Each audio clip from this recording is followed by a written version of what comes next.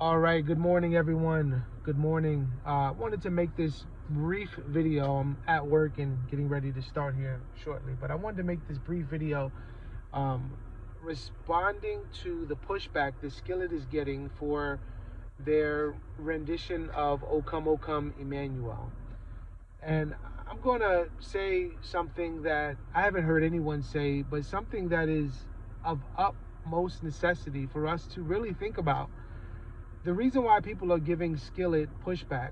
So Skillet, as you know, is kind of like a rock band. They're Christian, but don't not necessarily identify themselves as a Christian band because they're in a lot of secular spaces and are ministering to all sorts of different kinds of people, not necessarily people within the context of the local church.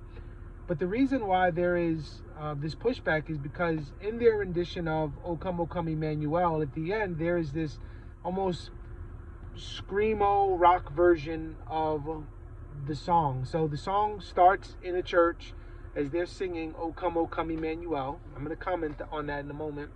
And then when it gets into like the screamo version of it, then it's outside of the church. And so here's the problem. The problem is people think that O Come, Emmanuel is a holy song. And it's not. It's not a holy song. In other words, it's not a song set apart by God for God's people to sing in the context of the local church. And Paul says sing psalms, hymns, and spiritual songs.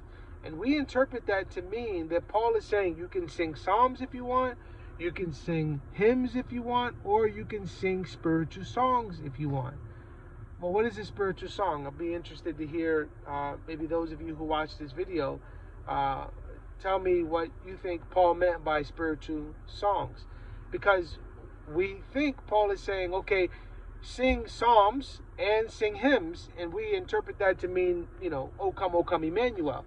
So when someone is doing something to O Come, Emmanuel that we don't believe is prescribed, which means it isn't this somber song that is causing us to reflect on Christ, when we think they're mistreating that song, right, because of all it means to us and what our tradition tells us this song ought to mean to us, we think that there's almost like a sense of blasphemy. But beloved, God didn't command us to sing O Come, Emmanuel in church. It's not a sacred song. Sure, the words are beautiful and the melody is beautiful and it warms our heart. It causes us to think of Christ's birth and Christ's death and Christ's resurrection, etc., etc. But beloved, we need to use that energy that we feel for our vitriol for Skillet in using the song in this way. We need to use that energy for those who command us to do something God didn't command us to do. God commanded us to sing psalms. God did not command us to sing songs like O Come, Emmanuel. So we really need to re-examine our biblical position on songs, right? I'm not saying you can't sing O Come, Emmanuel, but O Come, Emmanuel is not a sacred, sanctified, set-apart, holy song. It's not. Therefore, it should not be sang in our churches. So I know that is definitely against the grain, that maybe many of my viewers are not going to believe that or hold to that position, and that's fine, but I do want to challenge you to that end.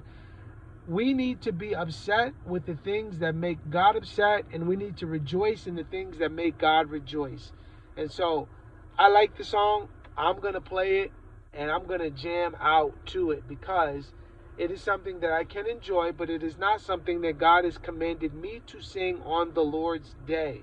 So that's my take on it. Love y'all. Would love to hear any thoughts below. Until next time, grace and peace.